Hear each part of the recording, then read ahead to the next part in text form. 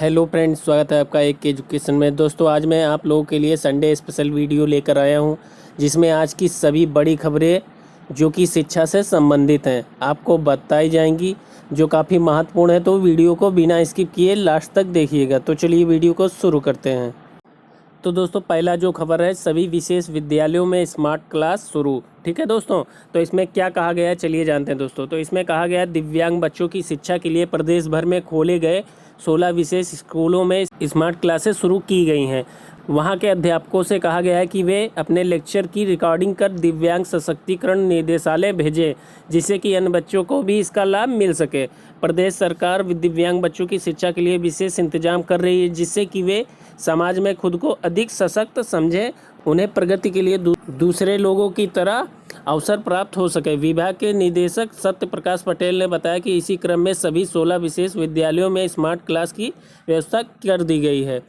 कक्षा 12 तक के इन संकेत, प्रयास, ममता, स्पर्श नामक विद्यालयों में अब नए प्रयोग भी किए जाएंगे। उन्होंने बताया कि अध्यापकों के लेक्चर को विषयवार रिकॉर्ड कर एक दूसरे से शेयर किया जाएगा।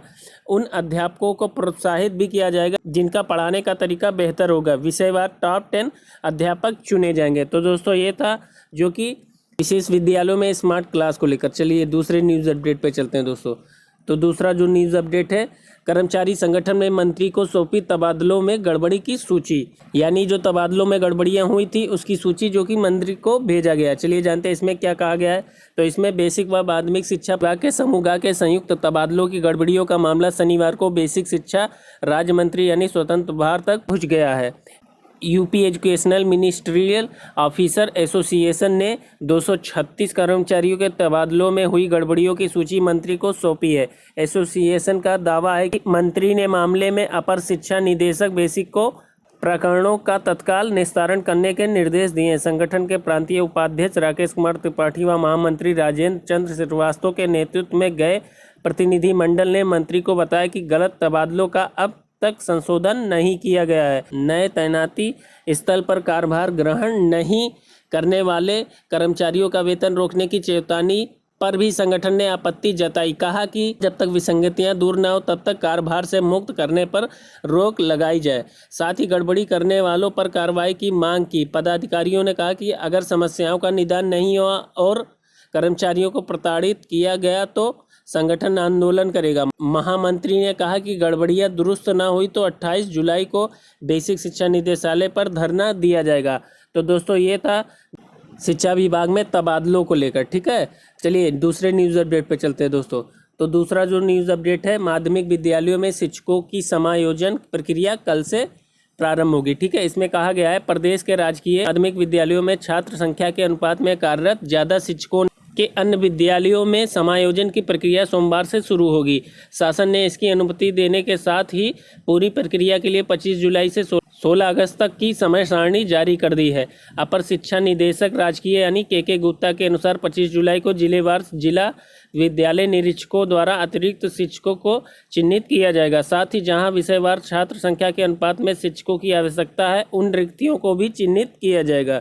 इसके बाद संबंधित मंडलीय संयुक्त शिक्षा निदेशक को जानकारी भेजी जाएगी। निदेशक द्वारा 28 को जिलों से उपलब्ध सूचना का परीक्षण सत्यापन किया जाएगा। सत्यापन के बाद 30 को शिक्षकों के सरप्लस की सूचना DIO द्वारा सूचना पट पर प्रकाशित की जाएगी। साथ ही समायोजन के लिए माध्यमिक शिक्षा विभाग की वेबसाइट रिक्तियां प्रदर्शित की जाएंगी। 5 अगस्त को अतिरिक्त शिक्षकों से निर्धारित ईमेल के जरिए ऑनलाइन विकल्प भरकर आवेदन लिए जाएंगे। आवेदन मंडलीय संयुक्त शिक्षा निदेशक को 6 अगस्त को अग्रसारित किए जाएंगे। इसके बाद आवेदन का परीक्षण कर समायोजन का प्रस्ताव 10 अगस्त को अपर शिक्षा निदेशक राजकीय को उपलब्ध कराया जाएगा। 16 को अपर शिक्षा निदेशक द्वारा समायोजन का आदेश जारी कर दिया जाएगा। तो दोस्तों, ये था माध्यमिक विद्यालयों के शिक्षकों के समायोजन को लेकर बड़ी खबर। अब चलिए चलते हैं दूसरे न्यूज़ अपडेट पे दोस्तों। तो दूसरा जो न्यूज़ अपडेट है दोस्तों, शिक्षक भर्ती घोटाले में, ठीक है, बंगाल के मंत्री यानी पार्थ चटर्जी और नज़दीकी अर्पिता सहित गिरफ्तार। चलिए जानते हैं इसमें क्या हुआ और क्यों गिरफ्तार हुए मंत्री जी। यह खबर कोलकाता की है। इसमें कहा गया ममता बनर्जी की सरकार में बंगाल के कामीना मंत्री और तृणमूल कांग्रेस के महासचिव पार्थ चटर्जी व उनकी करीबी फिल्म अभिनेत्री अर्पिता मुखर्जी को प्रवर्तन निदेशालय ने शिक्षक भर्ती घोटाले में गिरफ्तार कर लिया। घोटाले से जुड़े मनी लॉन्ड्रिंग मामले में ईडी ने पार्थ से शुक्रवार सुबह पूछताछ शुरू की थी। करीब 26 घंटे चली पूछताछ में सहयोग नहीं करने के कारण ईडी ने शनिवार को उन्हें गिरफ्तार कर लिया। 2014 से 2021 के बीच पार्थ के शिक्षा मंत्री रहते हुए यह घोटाला हुआ। ईडी ने अर्पिता के घर से शुक्रवार को 21 करोड़ रुपए की नकदी बरामद की थी।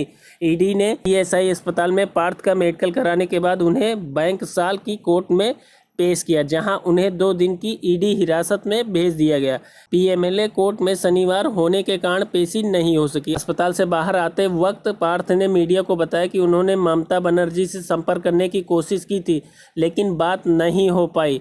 ईडी ने शुक्रवार को पार्थ व उनके करीबियों के कई ठिकानों पर छापे मारे थे। आरोप है कि तृणमूल सरकार ने पैसे लेकर शिक्षकों की भर्ती की थी और करोड़ों रुपए बनाए थे। पार्थ से इस घोटाले में सीबीआई भी कई बार पूछताछ कर चुकी है। इस साल अप्रैल व मई में भी उनसे पूछताछ हुई थी। तो दोस्तों ये था शिक्षक भर्ती घोटाले में मंत्री जी हुए गिरफ्तार। तो दोस्तों ये थी बड़ी खबरें जो कि शिक्षा से संबंधित। तो ऐसे ही एजुकेशन से रिलेटेड वीडियो और न्यूज़ अपडेट पाने के लिए मेरे चैनल को लाइक शेयर सब्सक्राइब करना ना भूलें। धन्यवाद दोस्तों।